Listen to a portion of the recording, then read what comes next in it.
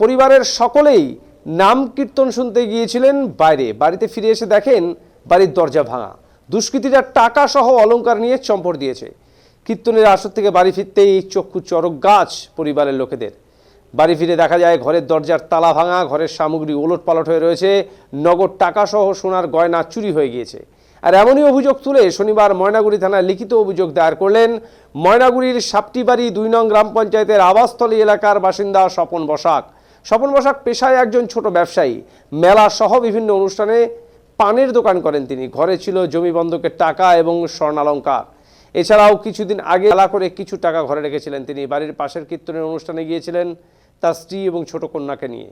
এদিন স্বামী স্বপন বসাক গিয়েছিলেন এই কীর্তনের সামনে দোকান দেওয়ার জন্য। মাত্র আধ ঘন্টার জন্য কীর্তনে গিয়ে বাড়ি ফিরে আসেন স্বপনবাবুর স্ত্রী স্বপ্না বসাক। বাড়ি ফিরে দেখতে পান বাড়ির একপাশে টিনের বেড়া খোলা রয়েছে, এদিকে ঘরের তালা ভাঙা। সে সময় ঘরে ঢুকে দেখতে পান সমস্ত জিনিসপত্র চুরি হয়ে গিয়েছে। কান্নায় ভেঙে পড়েছেন স্বপন বসাকের স্ত্রী সহ পরিবারের লোকজনেরা। চুরির খবর পেয়ে বাড়িতে আসেন আত্মীয় পরিজনরা। স্বপনবাবুর স্ত্রীর দাবি, কীর্তনে যখন তারা যাবেন সেই সময় কেউ তাদের ফলো করেছিল। এদিকে স্থানীয় বাসিন্দারা জানান এমন ঘটনা তাদের এলাকায় আগে কোনোদিন ঘটেনি। বললাম কি হয়েছে ঘটনাটা হচ্ছে কি, আমি তো কীর্তন বাড়ি গেছিলাম আগে দোকান নিয়ে। তারপরে আমার বউ আধা ঘন্টা 1 ঘন্টার মতো লেট করছে। লেট করার পরে আইসে থেকে বাড়িতে আমিও গেছি কীর্তন বাড়ি সন্ধ্যার দিকে। কি কাজ করেন আপনি? আমি পানের দোকান দিয়ে বেড়াই, মানে অনুষ্ঠান মেলায় মিষ্টি পানের দোকান দিয়ে বেড়াই। কত টাকা ছিল ঘরে?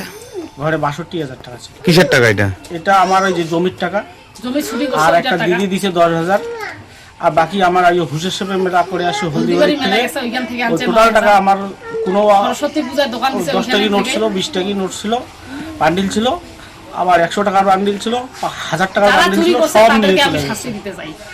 বললাম যে কিসের আপনার জমি কি মানে বন্ধক নিছিল কেউ? আমি বন্ধক নিছি তো, ওই টাকাটা ছুটি করছে, আমাকে টাকাটা রিটার্ন দিছে। মানে আপনার জমি বন্ধক নিছিল একজন? মানুষের জমি নিছি, বন্ধক নিছিলাম। বন্ধক নিয়ে উনি টাকা হয়ে গেছে আমার থেকে, সেটা আমাকে টাকাটা দিছে। ওই টাকাটা আমি ঘরে রাখছি। আচ্ছা, সময় পাই না, একটা গরিব মানুষের বাড়ি এরকম চুরি করা সম্ভব? সময় পাই না। থানায় অভিযোগ করছেন? হ্যাঁ। কি চাচ্ছেন এখন? এখন শাস্তি চাই। শাস্তি চাই, টাকাটা যদি উদ্ধার করে দিতে পারেন তাহলে যথেষ্ট ভালো হয়। বললাম আপনার নাম? স্বপন বসাক। বললাম বললাম কি হয়েছে আপনার এখানে? আমরা জমির টাকা ঘরে রাখছি, আমরা গেছি কীর্তন বাড়ি। আমি ভাবতেই পারিনি যে আমাদের বাড়িতে চোর আসবে, নাহলে আমি টাকাগুলো অন্যখানে সরাই রাখতাম। আমি তো জানি না যে টাকা আমার ঘরে আছে, আমার একটুকু মনে ছিল না। আমি টাকা ডয়ারে রাখছি, চাবিও বিছানার তলে রাখছি, গেটে তালা লাগাই দিছি, তারপর আবার ঘরেও তালা লাগাই দিছি, দিয়ে আমরা চলে গেলাম কীর্তন বাড়ি। মনে আমাদের পিছনে কেউ আসছে ছিল, ফলো করে ছিল ওরা যে কোথায় যাচ্ছে না যাচ্ছে। আমরা ওই কীর্তন বাড়িতে আধা ঘন্টার মতো ছিলাম। 9টার দিকে আমরা চলে আসি বাড়ি। বাড়ি এসে আমি দেখতেছি গেটটা খুললাম, গেট খুলে দরজাটাও খুললাম, দেখতেছি দরজাটা আমার মেলা, দরজাটা মেলা আমার। তারপর দেখতেছি বিছানা টিছানা সব এলোমেলো।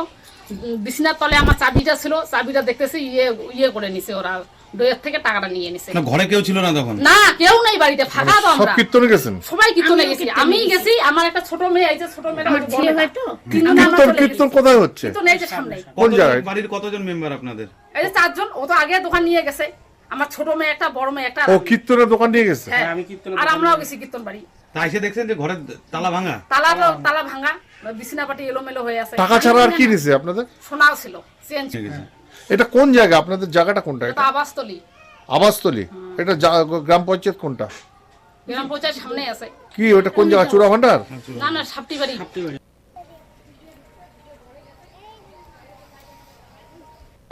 অ্যাকচুয়ালি আমাদের এলাকায় তো কালকে একটা কীর্তন বসছে, তো কীর্তন ও পান দোকান নিয়ে গেছিলো।